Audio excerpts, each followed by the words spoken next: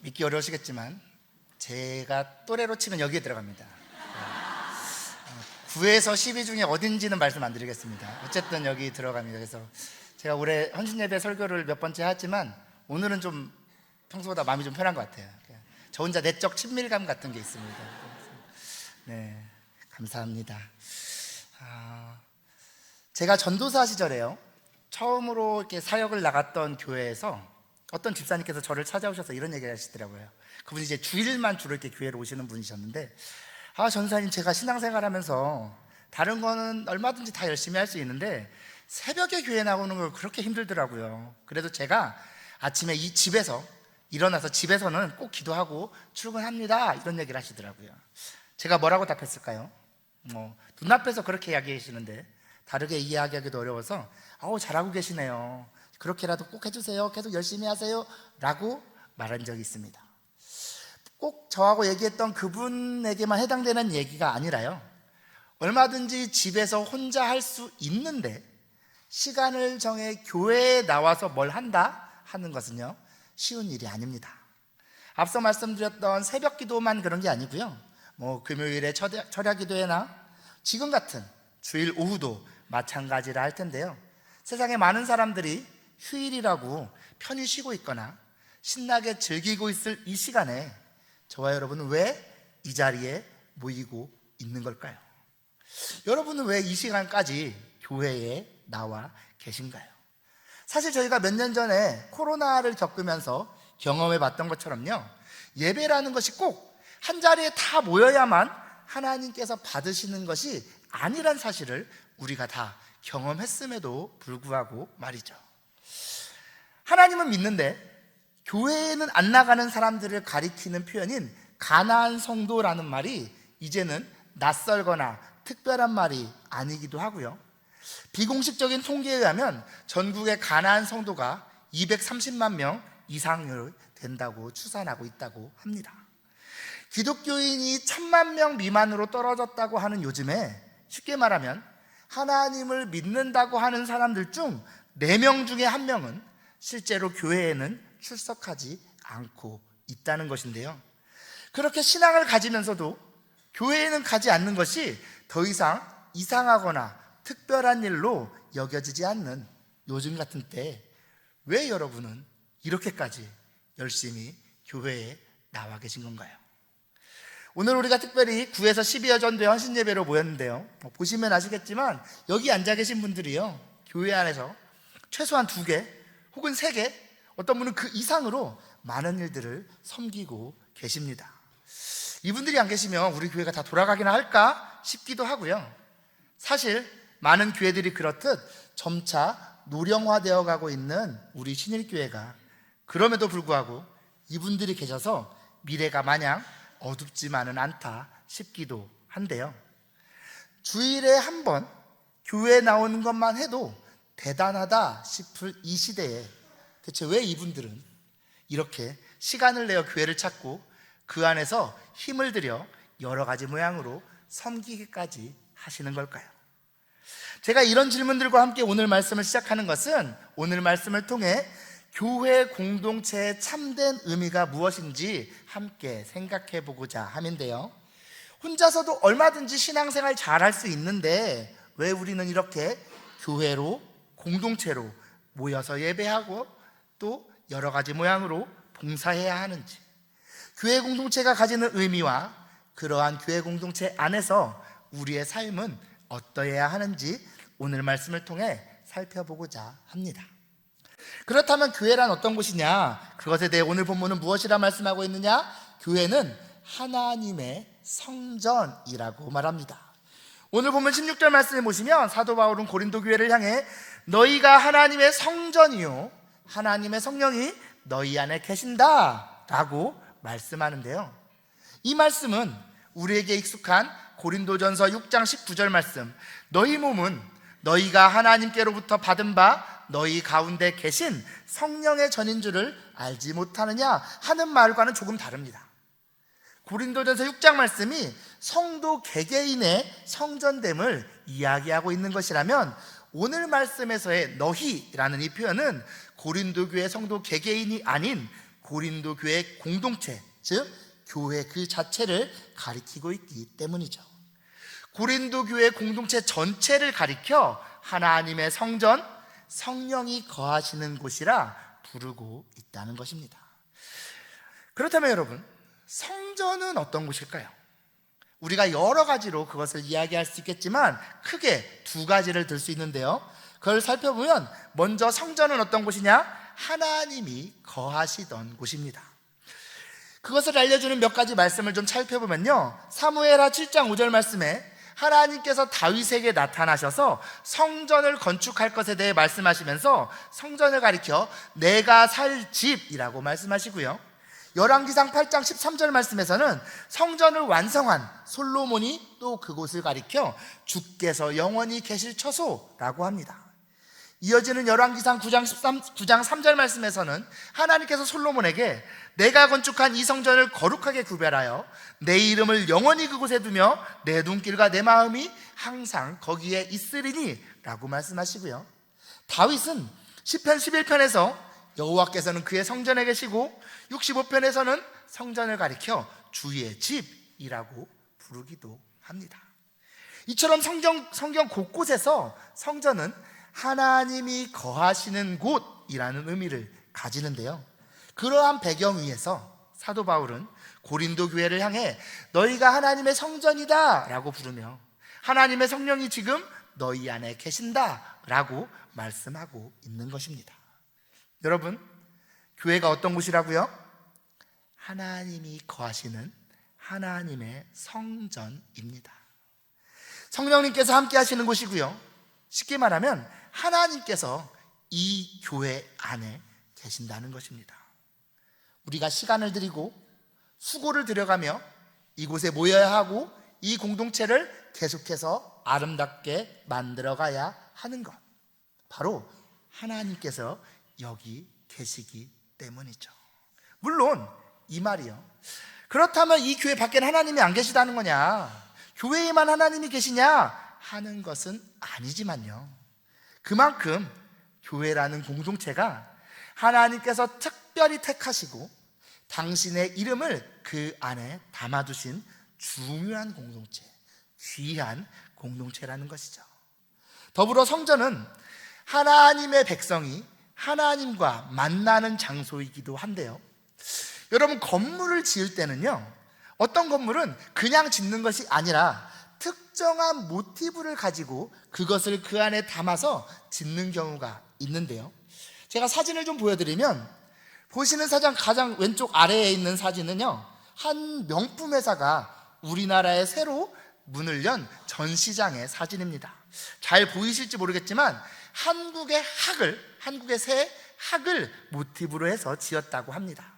그 위에 뭔가 이렇게 삐뚤빼뚤해 보이는 건물은요, 실제로 저렇게 지어진 건물인데요, 폴란드에 있는 건물로 그 지역에 전해 내려오는 동화의 내용을 모티브로 해서 일부러 저렇게 지었다고 합니다.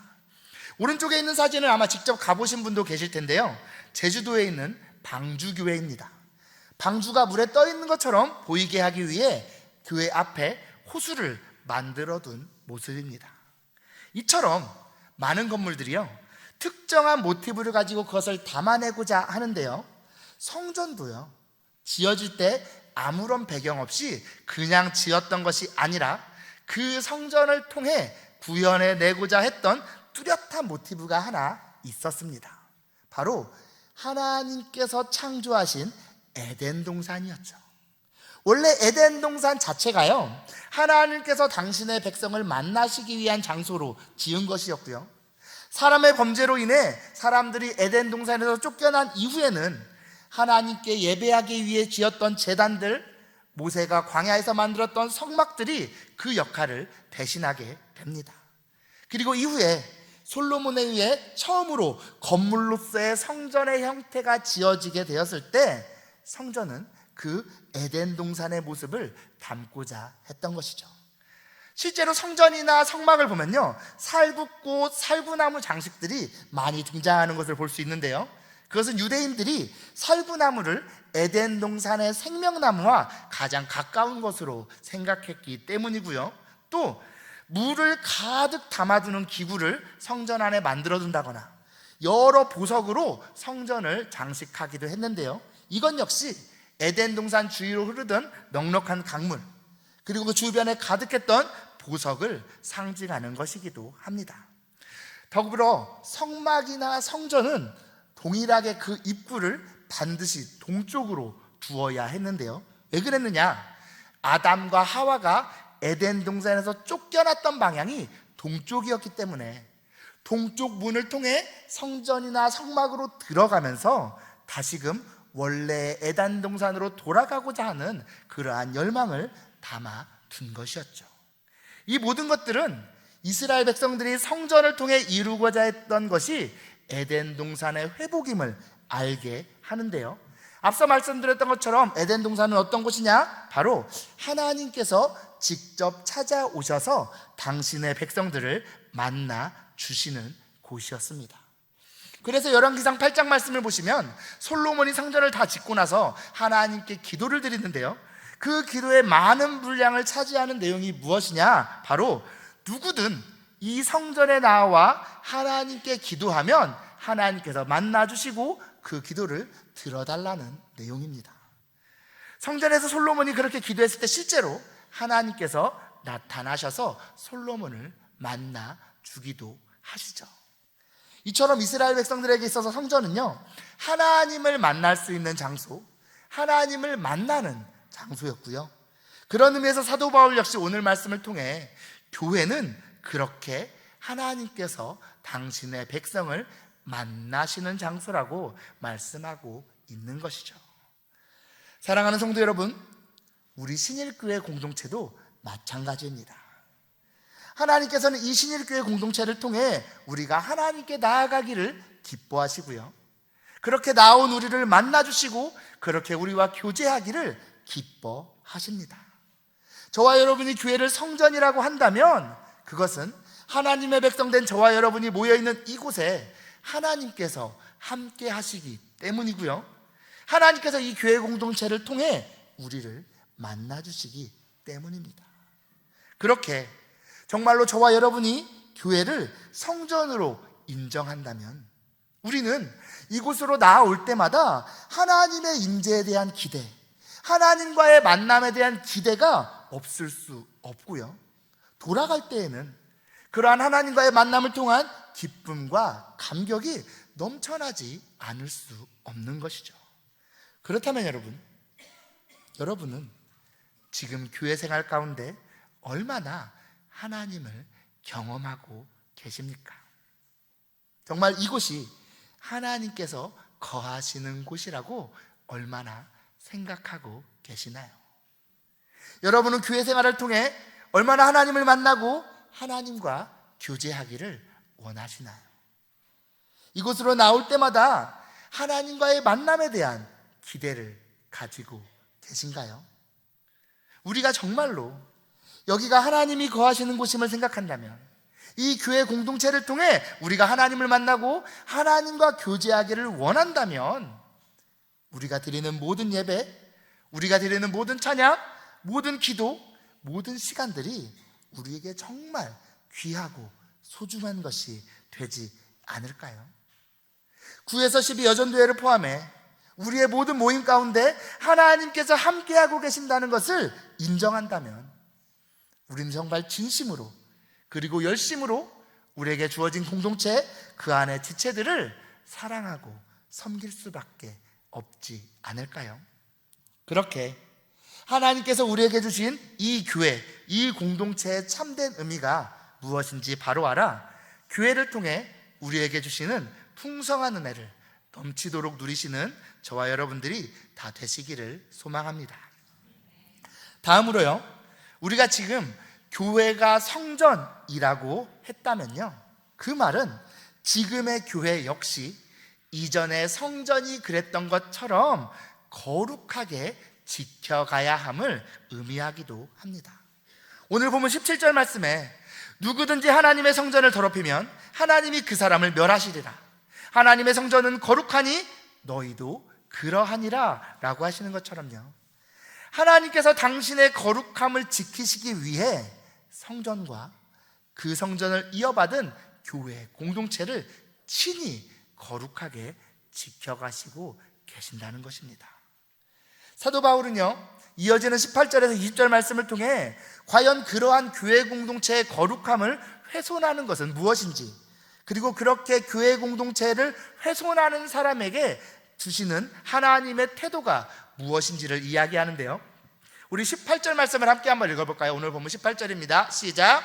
아무도 자신을 속이지 말라. 너희 중에 누구든지 이 세상에서 지혜 있는 줄로 생각하거든 어리석은 자가 되라. 그리하여야 지혜로운 자가 되리라. 아멘. 여러분, 누가 교회의 거룩함을 상하게 합니까?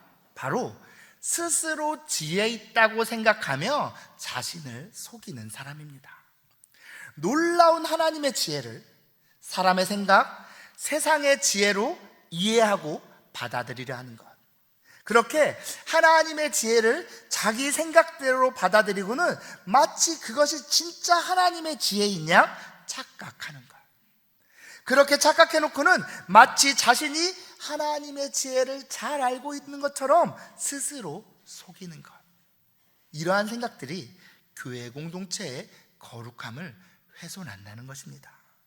이어서 사도 바울은 왜 세상의 지혜가 하나님 앞에서 어리석을 수밖에 없는지에 대해 두 개의 구약 본문을 그대로 인용하여 설명하는데요, 19절 말씀을 보시면 욥기 5장 13절 말씀, 지혜로운 자가 자기의 계략에 빠지게 하시며 간교한 자의 계략을 무너뜨리심으로 라는 말씀을 인용해서요, 하나님께서 세상의 지혜를 자랑하는 자는 자기 계략에 빠지게 하심으로써 하나님 앞에서는 어리석은 자가 될 수밖에 없다 하시고요, 이어지는 20절 말씀에서는 시편 94편 11절 말씀을 인용해 여호와께서는 사람의 생각이 허무함을 아시느니라 라고 하면서 하나님의 뜻을 거스르는 사람의 어떤 지혜도 결국은 허무하고 미련한 것이 될 수밖에 없다고, 하나님만이 참된 지혜를 가지고 계신다고 말씀합니다.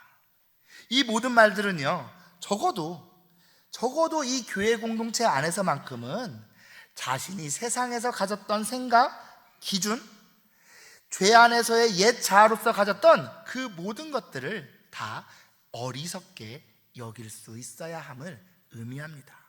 그렇게 할 때 비로소 우리는 하나님의 놀라운 지혜를 깨달을 수 있다는 것입니다.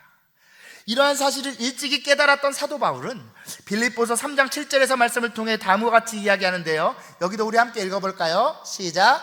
그러나 무엇이든지 내게 유익하던 것을 내가 그리스도를 위하여 다 해로 여길 뿐더러 또한 모든 것을 해로 여김은 내 주 그리스도 예수를 아는 지식이 가장 고상하기 때문이라.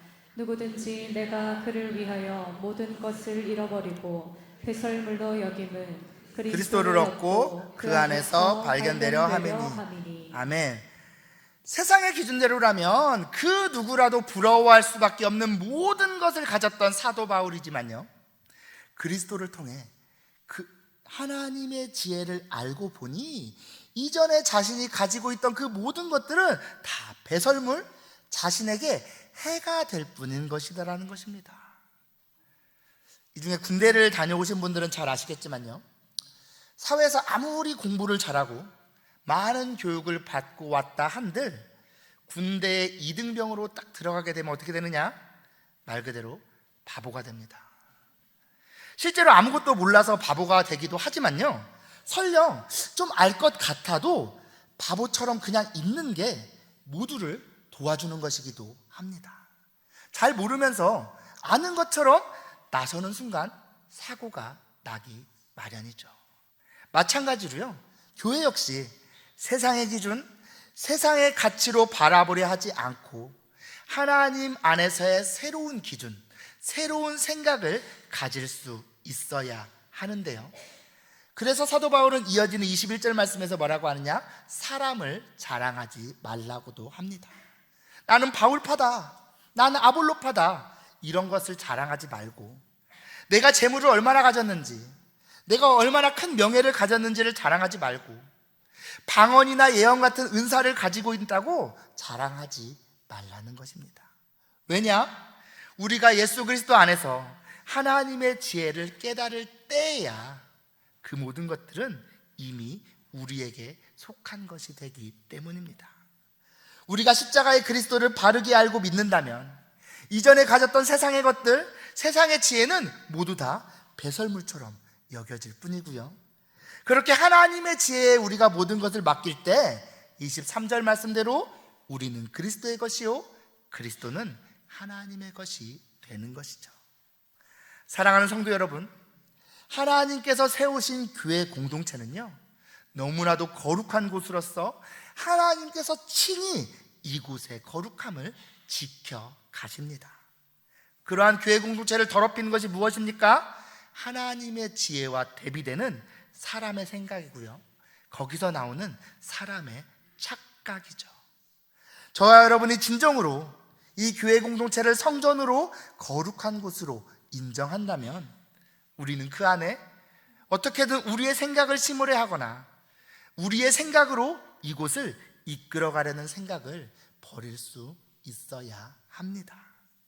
그래서요, 우리 교회 공동체를 오직 하나님의 지혜가 담겨있는 복음의 말씀만이 기준이 되는 공동체, 중심이 되는 그런 공동체로 만들어가야 하는 것입니다. 적어도 이 교회 안에서만큼은 세상의 기준, 세상의 가치를 바탕으로 우리 자신 혹은 다른 지체들을 평가하는 일이 없어야 하고요, 세상에서 높임받는 이유들을 가지고 이 안에서도 높임받고, 세상에서 업신여김 받는 이유들을 가지고 이 안에서 업신여김 받는 일은 없어야 할 것입니다. 세상에서 섬김받는 사람이 이곳에서도 섬김받고, 세상에서 천히 여김을 받는다고 해서 이곳에서 낮게 여김을 받는 일도 없어야 합니다. 더불어 시작에 말씀드렸던 것처럼 우리 9에서 12 여전도회가 교회 안에서 참 여러 자리에서 여러 모양으로 우리 교회 공동체 지체들을 섬기고 계신데요, 적어도 우리 9에서 12 여전도회만큼은 교회 안에서의 직분들, 어떠한 섬김들을 가지고 세상의 기준에 대비해 비교하고 평가하려 해서도 안 될 것입니다. 얼마나 주목을 많이 받고 얼마나 사람 앞에 드러나는 일들을 하고 있는지, 얼마나 많은 수고를 들여야만 하는 일인지와 상관없이 하나님의 마음을 담아 교회 공동체를, 지체를 섬기는 일이라면 그 모든 일이 다 가장 귀한 일, 하나님 나라를 이루어가는 섬김임을 기억해야 하는 것입니다. 이러한 사실을 기억하며 하나님의 지혜, 하나님의 마음으로 교회 안에서 만나는 모든 이들을 섬기고 한 마음으로 모든 일을 이루어가므로 하나님께서 세우시고 거룩하게 지켜가시는 이 교회 공동체를 더욱 거룩하게 하는 저와 여러분들이 다 되시기를 소망합니다. 이제 말씀을 맺겠습니다. 여러분, 교회를 사랑하십니까? 이 신일 교회가 여러분이 평생을 함께할 교회라고 믿으십니까? 제가 다 기억해 두겠습니다. 그렇다면 과연 그 이유는 무엇입니까? 여러분 정도 되면 솔직히 혼자서도 얼마든지 충분히 괜찮은 신앙생활을 하실 수 있으실 텐데 왜 굳이 이렇게 다른 사람들하고 엮여가면서 함께 모이시려고 하나요? 왜 여러분은 굳이 교회라는 공동체에 속하려 하시나요? 혹시나 지금까지 이러한 질문에 대한 분명한 답을 갖지 못하셨다면 이제는 이곳이 하나님이 계신 곳이며 하나님께서 나를 만나주시는 곳이기 때문이라고 당당하게 선포하시는 여러분들 되시기 바랍니다. 이곳이 그야말로 아무것도 아닌 우리들로 하여금 하나님의 지혜를 깨닫게 하고 그 지혜로 살아가게 하는 거룩한 곳이기 때문이라고 외치시는 여러분들 되시기 바랍니다. 사랑하는 성도 여러분, 교회는 하나님의 것으로 하나님이 거하시는 처소이자 하나님의 지혜를 깨닫고 그 하나님 안에서 모든 것을 누릴 수 있는 곳입니다. 그것이 우리가 교회로 모여야 하는 이유인 것이죠. 이러한 사실을 기억하며 우리에게 주신 선물과도 같은 이 교회 공동체를 통해 그 하나님의 놀랍고도 풍성한 은혜를 마음껏 누리시는 우리 9에서 12 여전도회 그리고 신일교회 모든 성도님들 다 되시기를 소망합니다. 기도하시겠습니다.